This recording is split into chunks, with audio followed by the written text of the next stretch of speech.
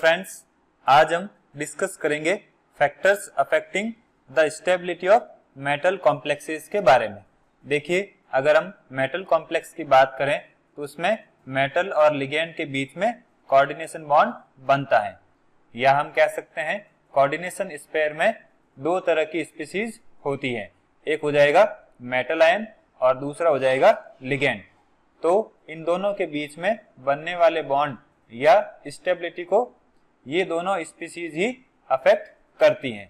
तो इसके लिए हम डिस्कस करेंगे properties of central metal ion, फिर प्रॉपर्टीज ऑफ लिगेंड और मेटल और लिगेंड के बीच में बनने वाला कोवेलेंट बॉन्ड स्टेबिलिटी को कैसे अफेक्ट करता है। अब देखिए, अगर सेंट्रल मेटल आयन की बात करें तो ये पॉइंट्स मेटल कॉम्प्लेक्स की स्टेबिलिटी को अफेक्ट करते हैं। इसी तरह से लिगेंड की प्रॉपर्टी की बात करें तो ये 9 पॉइंट्स मेटल कॉम्प्लेक्स की स्टेबिलिटी को अफेक्ट करते हैं। अब इन पॉइंट्स को हम वन बाय वन डिस्कस करेंगे। तो सबसे पहले लेते हैं properties of central metal ion.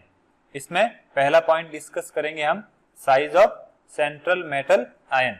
देखिए, ऐसे मेटल आयंस जिन पे सेम चार्ज हैं, अगर उनकी साइज डिक्रीज होती है तो उस केस में उस मेटल कॉम्प्लेक्स की स्टेबिलिटी इंक्रीज होगी। देखिए, साइज अगर स्मॉल होती हैं तो उसके पास न्यूक्लियस का चार्ज ज्यादा होगा और वो लिगेंड से डोनेट किए गए इलेक्ट्रॉन पेयर को इजीली एक्सेप्ट कर सकता है। इससे उनके बीच में बनने वाला बॉन्ड स्ट्रांग बनेगा और मेटल कॉम्प्लेक्स की स्टेबिलिटी इंक्रीज होगी। अब देखते हैं कुछ एग्जांपल्स। तो यहाँ पर कुछ आयंस के एग्जांपल लिखे हुए हैं और उन सब पर +2 चार्ज प्रेजेंट है। ये हो जाएगी इन आयंस की आयनिक रेडियस। तो देखिए, यहाँ पर सबसे कम रेडियस किसकी है? Cu+2 की। तो हम कह सकते हैं Cu+2 से बनने वाला मेटल कॉम्प्लेक्स इन दूसरे आयन के कंपैरिजन में सबसे ज्यादा स्टेबल रहेगा। अब देखिए, यहाँ पर M+2 आयंस की स्टेबिलिटी का जो ऑर्डर है उसको हम इरविंग विलियम ऑर्डर कहते हैं। अब देखते हैं दूसरा point, charge on the central metal ion. अब देखिए, ऐसे मेटल आयन जिनकी साइज सेम है लेकिन चार्ज अगर इंक्रीज होता है तो उस केस में उस मेटल कॉम्प्लेक्स की स्टेबिलिटी इंक्रीज होगी। देखिए, इसको एग्जांपल से समझते हैं। पहला एग्जांपल लेते हैं लैंथेनम +3, स्ट्रोंशियम +2 और K+ का। देखिए, अगर इन तीनों मेटल आयन की बात करें तो इनकी रेडियस अप्रोक्स इक्वल है। अब बात करते हैं चार्ज की। तो देखिए, पोटेशियम पर +1 चार्ज है, स्ट्रोंशियम पर +2 चार्ज है और लैंथेनम पर +3 चार्ज है। तो जैसा कि हमने डिस्कस किया है, सेम साइज के मेटल आयन का चार्ज अगर इंक्रीज होता है तो उस केस में बनने वाला मेटल कॉम्प्लेक्स स्टेबल रहेगा। तो यहाँ पर सबसे ज्यादा चार्ज लैंथेनम पर प्रेजेंट है। तो लैंथेनम का मेटल कॉम्प्लेक्स इन दोनों मेटल आयन के कॉम्प्लेक्स के कंपैरिजन में स्टेबल माना जाएगा। इसी तरह से दूसरे एग्जांपल में कोबाल्ट+3 कोबाल्ट+2 के कंपैरिजन में स्टेबल कॉम्प्लेक्स बनाएगा। और अगर हम Fe+3 की बात करें तो ये Fe+2 के कंपैरिजन में स्टेबल कॉम्प्लेक्स बनाएगा। अब देखिए, पहले पॉइंट और दूसरे पॉइंट में हमने साइज और चार्ज के बारे में डिस्कशन किया। अब अगर इन दोनों फैक्टर्स को हम कंबाइन कर देते हैं तो उस केस में हम मेटल की स्टेबिलिटी को सेंट्रल मेटल आयन की आयनिक पोटेंशियल के बेसिस पर फाइंड आउट कर सकते हैं। अब सेंट्रल मेटल आयन का अगर आयनिक पोटेंशियल इंक्रीज होता है तो उस केस में मेटल कॉम्प्लेक्स की स्टेबिलिटी इंक्रीज होगी। अब देखते हैं आयनिक पोटेंशियल या चार्ज डेंसिटी क्या होती है। तो इसका फॉर्मूला क्या हो जाएगा? Charge on metal ion upon size of metal ion. तो इस केस में दोनों पॉइंट कवर हो गए। अब देखिए, कुछ एग्जांपल देखते हैं। यहाँ पर हमने कुछ आयंस लिए हैं जिन पर डिफरेंट चार्ज प्रेजेंट है। तो अब इनके लिए हम आयनिक पोटेंशियल को कंसीडर करेंगे। यहाँ पर बेरिलियम+2 के लिए आयनिक पोटेंशियल की वैल्यू सबसे ज्यादा है और लिथियम प्लस के लिए आयनिक पोटेंशियल या चार्ज डेंसिटी की वैल्यू सबसे कम है। तो यहाँ पर सबसे ज्यादा स्टेबिलिटी इस मेटल आयन के कॉम्प्लेक्स की रहेगी। अब देखते हैं थर्ड पॉइंट, इलेक्ट्रॉन नेगेटिविटी। देखिए, अगर किसी भी मेटल आयन के लिए पॉजिटिव चार्ज डेंसिटी या आयनिक पोटेंशियल की वैल्यू बढ़ती है तो उस केस में उस मेटल आयन की इलेक्ट्रॉन नेगेटिविटी भी बढ़ जाती है। अब मेटल आयन की इलेक्ट्रॉन नेगेटिविटी अगर बढ़ती है तो वो लिगेंड से आने वाले इलेक्ट्रॉन को इजीली अट्रैक्ट कर पाएगा। तो उस केस में मेटल और लिगेंड के बीच में बनने वाला बॉन्ड स्ट्रांग रहेगा और उस मेटल कॉम्प्लेक्स की स्टेबिलिटी इंक्रीज होगी।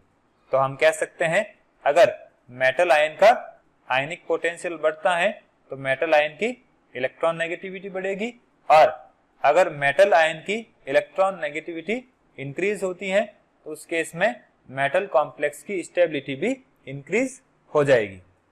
अब बात करते हैं फोर्थ पॉइंट की, metal ion acting as hard acid and soft acid. तो देखिए, पियर्सन के HSAB कंसेप्ट में हम पढ़ते हैं अगर सॉफ्ट के बीच का कॉम्बिनेशन होता है तो वो कंपाउंड स्टेबल होगा, इसी तरह से हार्ड के बीच का कॉम्बिनेशन होता है तो वो कंपाउंड स्टेबल होगा। इसी तरह से अगर सॉफ्ट हार्ड या हार्ड सॉफ्ट का कॉम्बिनेशन होता है तो उस केस में बनने वाला कंपाउंड लेस स्टेबल रहेगा। अब देखिए, इसी कंसेप्ट को हम कॉम्प्लेक्स आयन पर अप्लाई करते हैं।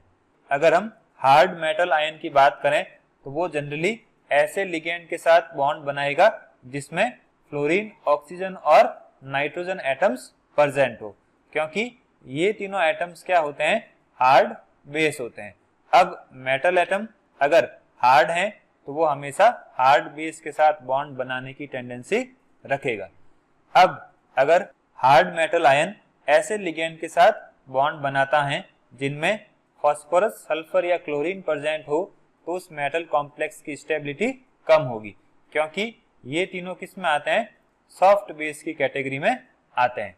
तो यहाँ पर हार्ड और सॉफ्ट का कॉम्बिनेशन लेस स्टेबल रहेगा।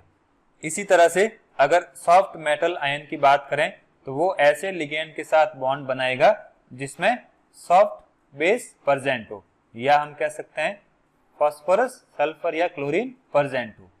अब अगर यही सॉफ्ट मेटल आयन ऐसे लिगेंड के साथ बॉन्ड बनाता है जिसमें हार्ड बेस प्रेजेंट हो तो उस केस में बनने वाला कॉम्प्लेक्स लेस स्टेबल रहेगा। अब बात करते हैं मेटल आयन के इलेक्ट्रोड पोटेंशियल के बारे में। तो देखिए, अगर हम ऐसे मेटल आयन की बात करते हैं जिसके लिए इलेक्ट्रोड पोटेंशियल की वैल्यू नेगेटिव हो तो उसमें इलेक्ट्रॉन को अट्रैक्ट करने की टेंडेंसी कम होती है। अब इस तरह के मेटल आयन ऐसे लिगेंड के साथ बॉन्ड बनाएंगे जिसमें कि highly electronegative donor atom present हो। अब इससे क्या होगा, देखिए, जब मेटल और लिगेंड के बीच में बॉन्ड बनेगा तो लिगेंड के डोनर एटम की इलेक्ट्रॉन नेगेटिविटी अगर ज्यादा है तो सारे इलेक्ट्रॉन्स इस लिगेंड के पास ही रहेंगे, या हम कह सकते हैं जो इलेक्ट्रॉन डेंसिटी है वो लिगेंड के पास ही रहती है। और मेटल के लिए नेगेटिव इलेक्ट्रोड पोटेंशियल की वैल्यू ज्यादा होने के कारण ये इलेक्ट्रॉन को अपने पास नहीं रखता, या इलेक्ट्रॉन डेंसिटी मेटल के पास नहीं रह सकती। तो उस केस में इलेक्ट्रॉन डेंसिटी लिगेंड के पास रह सकती है और ये स्टेबल कॉम्प्लेक्स बनाएगा। देखिए, नेगेटिव इलेक्ट्रोड पोटेंशियल का मतलब क्या होता है, मेटल आयन के पास रिड्यूसिंग एजेंट की प्रॉपर्टी ज्यादा होगी, मींस वो रिड्यूसिंग एजेंट की तरह बिहेव करेगा, इसलिए उसमें इलेक्ट्रॉन को अट्रैक्ट करने की टेंडेंसी कम होती है। अब देखिए, ऐसे मेटल आयन जिनके लिए पॉजिटिव इलेक्ट्रोड पोटेंशियल की वैल्यू हाई होती है वो इलेक्ट्रॉन को अट्रैक्ट करने की टेंडेंसी ज्यादा रखते हैं, और इस तरह के मेटल आयन ऐसे लिगेंड के साथ बॉन्ड बनाते हैं जिनमें कि highly polarisable coordinating atoms present हो। अब इस केस में क्या होगा, देखिए, अगर लिगेंड की साइज बड़ी है या हम कह सकते हैं हाईली पोलराइजेबल है तो उस केस में मेटल क्या करेगा, इस लिगेंड को पोलराइज कर देगा। अब मेटल की टेंडेंसी यहाँ पर इलेक्ट्रॉन अट्रैक्ट करने की होती है, तो उस केस में जो इलेक्ट्रॉन डेंसिटी है वो मेटल के पास आ जाएगी। अब जितना ज्यादा पोलराइजेशन होगा उतना ही ज्यादा स्ट्रॉन्ग बॉन्ड बनेगा। अब लेते हैं sixth point, class A and class B acceptor metals. तो देखिए हार्लैंड और चैट ने मेटल्स को 3 कैटेगरी में डिवाइड किया है, क्लास ए, क्लास बी और एक हो जाएगी बॉर्डरलाइन। इसको भी हम पियर्सन कंसेप्ट में पढ़ते हैं, ये भी पियर्सन कंसेप्ट के सिमिलर ही होगा। जनरली क्लास ए के मेटल्स हार्ड एसिड होते हैं, तो हार्ड एसिड की टेंडेंसी हमेशा क्या होगी, हार्ड बेस के साथ बॉन्ड बनाने की। इसी तरह से क्लास बी मेटल की बात करें तो वो हमेशा सॉफ्ट एसिड होते हैं और उनकी टेंडेंसी सॉफ्ट बेस के साथ बॉन्ड बनाने की होती है। अब अगर क्लास ए और क्लास बी के लिए जो कॉम्प्लेक्स कंपाउंड है उनकी रिलेटिव स्टेबिलिटीज की बात करें तो ये दोनों एक दूसरे के रिवर्स होती हैं। जैसे क्लास ए मेटल्स फ्लोराइड आयन के साथ इजीली बॉन्ड बनाता है, तो क्लास बी का जो मेटल होगा वो आयोडाइड आयन के साथ इजीली बॉन्ड बनाएगा या स्टेबल कॉम्प्लेक्स बनाएगा। तो ये हो गई properties of central metal ions जो कि मेटल कॉम्प्लेक्स की स्टेबिलिटी को अफेक्ट करती हैं। अब डिस्कस करते हैं लिगेंड्स की कुछ प्रॉपर्टीज जो कि मेटल कॉम्प्लेक्स की स्टेबिलिटी को अफेक्ट करती हैं। तो लेते हैं पहला point, size and charge of ligand. देखिए अगर लिगेंड की साइज स्मॉल होती है तो उस केस में मेटल कॉम्प्लेक्स की स्टेबिलिटी इंक्रीज होती है, क्योंकि लिगेंड की साइज जितनी स्मॉल होगी वो मेटल के साथ उतना ही ज्यादा स्ट्रॉन्गर बॉन्ड बनाएगा। अब बात करते हैं चार्ज की। तो देखिए लिगेंड पर जितना चार्ज इंक्रीज होगा उस मेटल कॉम्प्लेक्स की स्टेबिलिटी भी उतनी ही इंक्रीज होगी। अब इन दोनों फैक्टर्स की बात करें तो ये सिर्फ क्लास ए मेटल्स पर ही एप्लीकेबल होता है। जैसा कि हमने डिस्कस किया है, क्लास ए और क्लास बी के मेटल्स की जो रिलेटिव स्टेबिलिटीज हैं वो एक दूसरे के ऑपोजिट होती हैं। अब लेते हैं second point, dipole moment of ligand. तो देखिए अगर हम किसी भी न्यूट्रल लिगेंड की बात करें तो उसके लिए अगर परमानेंट डाइपोल मोमेंट का मैग्नीट्यूड बढ़ता है तो उस केस में उस मेटल कॉम्प्लेक्स की स्टेबिलिटी भी इंक्रीज होती है। देखिए डाइपोल मोमेंट की वैल्यू अगर बढ़ती है तो पोलैरिटी इंक्रीज होती है और पोलैरिटी की वजह से मेटल और लिगेंड के बीच में बनने वाला बॉन्ड स्ट्रांग होता है। अब एग्जांपल देखें तो यहाँ पर अमोनिया के लिए डाइपोल मोमेंट की वैल्यू सबसे ज्यादा होती है, तो इस केस में ये सबसे ज्यादा स्टेबल मेटल कॉम्प्लेक्स बनाएगा। अब बात करते हैं लिगेंड के बेसिक कैरेक्टर की। तो देखिए बेसिक कैरेक्टर की हम बात करें तो लेविस बेस वो स्पीसीज होती हैं जो इजीली इलेक्ट्रॉन पेयर डोनेट करती हैं। अब अगर लिगेंड की मेटल आयन को इलेक्ट्रॉन पेयर डोनेट करने की टेंडेंसी इंक्रीज होती है तो उस केस में उसका बेसिक नेचर भी इंक्रीज होगा, और बेसिक नेचर अगर इंक्रीज होता है तो उस केस में मेटल आयन और लिगेंड के बीच में बनने वाला बॉन्ड स्ट्रांग होगा। तो हम कह सकते हैं मेटल कॉम्प्लेक्स की जो स्टेबिलिटी है वो भी इंक्रीज होगी। अब बात करते हैं pi bonding capacity of ligand. देखिए पाई बॉन्डिंग क्या होती है, जनरली अगर हम कॉम्प्लेक्स कंपाउंड की बात करें तो लिगेंड क्या करता है, मेटल आयन को इलेक्ट्रॉन पेयर डोनेट करता है और कोऑर्डिनेट बॉन्ड बनाता है। लेकिन कुछ लिगेंड्स ऐसे होते हैं जिसके पास वैकेंट एंटी बॉन्डिंग ऑर्बिटल्स होते हैं, तो ये लिगेंड क्या करते हैं, मेटल आयन से इलेक्ट्रॉन एक्सेप्ट कर लेते हैं। तो उस केस में जो बनने वाला बॉन्ड है उसको हम पाई बॉन्ड कहते हैं, और ऐसे लिगेंड्स जो पाई इलेक्ट्रॉन एक्सेप्ट करते हैं उनको हम पाई एसिड लिगेंड कहते हैं। और इस तरह की बॉन्डिंग जो है उसको हम पाई बॉन्डिंग या बैक बॉन्डिंग भी कहते हैं। अब देखिए अगर मेटल और लिगेंड के बीच में बैक बॉन्डिंग या पाई बॉन्डिंग होती है तो उनके बीच में बनने वाला बॉन्ड स्ट्रांग होगा और मेटल कॉम्प्लेक्स की स्टेबिलिटी भी इंक्रीज होगी। तो हम कह सकते हैं अगर लिगेंड की पाई बॉन्डिंग कैपेसिटी इंक्रीज होती है तो मेटल कॉम्प्लेक्स की स्टेबिलिटी भी इंक्रीज होगी। ये हो जाएंगे कुछ ऐसे लिगेंड्स जो कि मेटल के साथ पाई बॉन्ड बनाते हैं। अब बात करते हैं steric hindrance due to bulky ligands की। तो देखिए अगर बल्की लिगेंड्स की वजह से स्टेरिक हाइंड्रेंस इंक्रीज हो रही है तो उस केस में मेटल कॉम्प्लेक्स की स्टेबिलिटी डिक्रीज होगी, क्योंकि स्टेरिक हाइड्रेंस की वजह से डोनर एटम और बल्की ग्रुप में रिपल्सन स्टार्ट हो जाता है और उस रिपल्सन की वजह से मेटल और लिगैंड के बीच की जो बॉन्डिंग है वो वीक हो जाएगी और बॉन्डिंग वीक होने की वजह से कॉम्प्लेक्स की जो स्टेबिलिटी है वो डिक्रीज हो जाएगी। अब इसका एग्जाम्पल देखते हैं। देखिए, अगर nickel plus 2 methyl 8 hydroxy quinoline के साथ बॉन्ड बनाता है तो वो लेस स्टेबल रहेगा। इसी तरह से निकल प्लस 2 अगर 8 हाइड्रोक्सी क्विनोलिन के साथ बॉन्ड बनाता है तो वो मोर स्टेबल रहेगा, क्योंकि इस लिगैंड के पास 2 मिथाइल ग्रुप हैं जो कि स्टेरिक हाइड्रेंस जनरेट करते हैं। इसके अलावा अगर हम लार्ज लिगैंड्स की बात करें तो उसमें जो स्ट्रेन होता है वो भी मेटल कॉम्प्लेक्स की स्टेबिलिटी को अफेक्ट करता है। देखिए, कुछ लिगैंड्स ऐसे होते हैं जो कि मेटल आयन के साथ इजीली कोऑर्डिनेट कर देते हैं और उसमें किन्हीं भी तरह का स्ट्रेन नहीं होता है। अगर मेटल आयन और लिगैंड के बीच में बॉन्ड बनता है और लिगैंड में स्ट्रेन हो जाता है तो उस केस में जो बॉन्डिंग है वो वीक हो जाएगी और मेटल कॉम्प्लेक्स की स्टेबिलिटी कम हो जाएगी।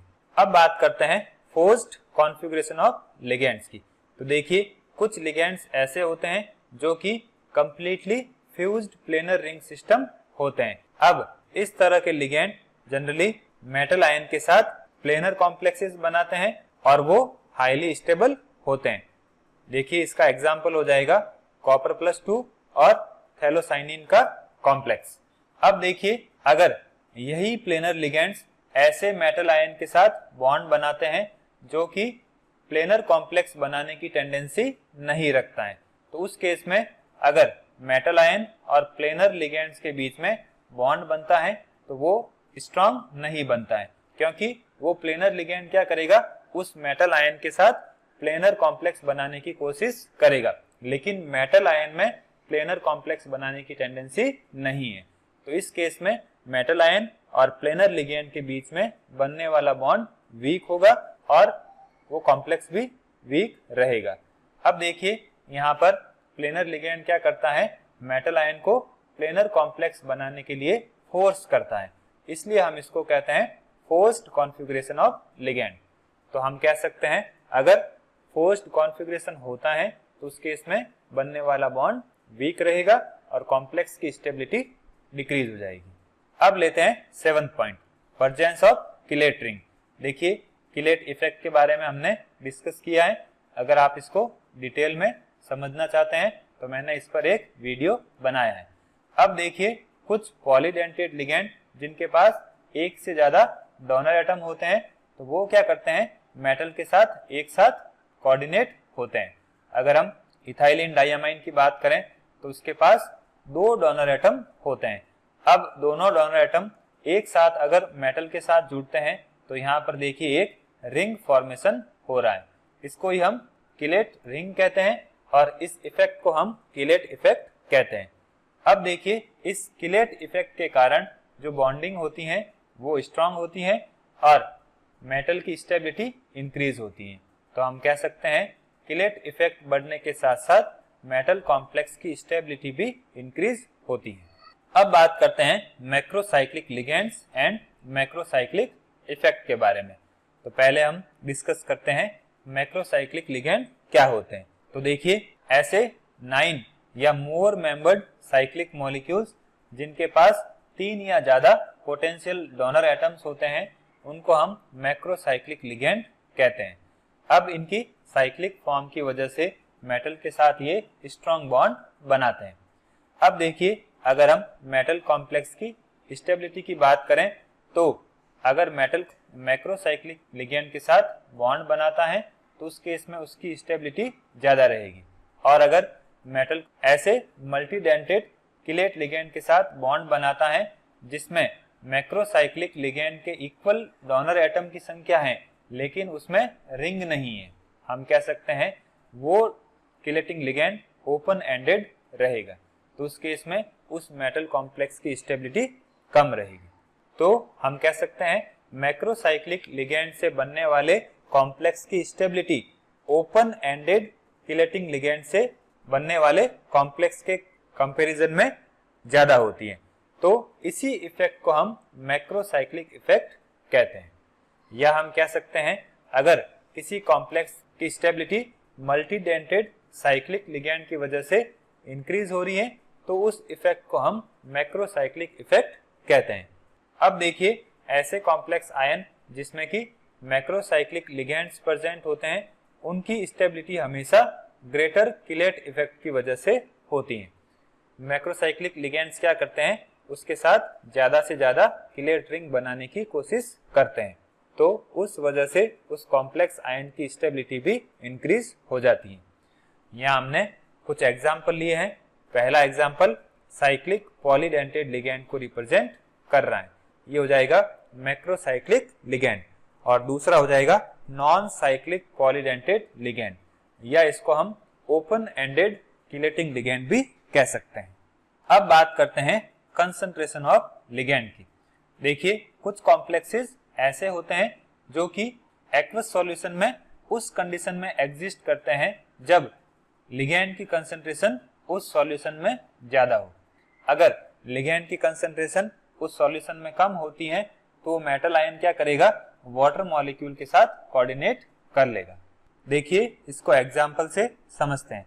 अगर हम एक्वस सॉल्यूशन की बात करें तो उसमें अगर थायोसाइनेटो लिगैंड की कंसंट्रेशन ज्यादा है तो कोबाल्ट क्या करेगा, थायोसाइनेटो के साथ कॉम्प्लेक्स बनाएगा जो कि ब्लू कलर का होगा। अगर थायोसाइनेटो लिगैंड की कंसंट्रेशन कम होगी तो उस केस में मेटल आयन क्या करेगा, वाटर मॉलिक्यूल के साथ कॉम्प्लेक्स आयन बना देगा जो कि पिंक कलर का होगा। अब डिस्कस करते हैं C point, amount of metal ligand covalent character present in complex. तो देखिए अगर मेटल और लिगैंड के बीच में कोवेलेंट कैरेक्टर इंक्रीज होते हैं तो उस केस में मेटल कॉम्प्लेक्स की स्टेबिलिटी इंक्रीज होगी। अब देखते हैं इसके एग्जांपल। तो यहाँ पर सबसे ज्यादा स्टेबिलिटी Ag(I2) माइनस आयन की रहेगी और सबसे कम किसकी रहेगी, Ag(F2) माइनस आयन की। यहाँ पर देखिए आयोडाइड आयन की साइज बड़ी होती है तो इसमें पोलराइजेशन ज्यादा होगा और उससे कोवेलेंट कैरेक्टर ज्यादा आएंगे, और फ्लोरीन की साइज क्या होती है, स्मॉल होती है तो इसमें पोलराइजेशन कम होगा और कम कोवेलेंट कैरेक्टर आएंगे। तो ये हो गया factors affecting stability of metal complexes के बारे में।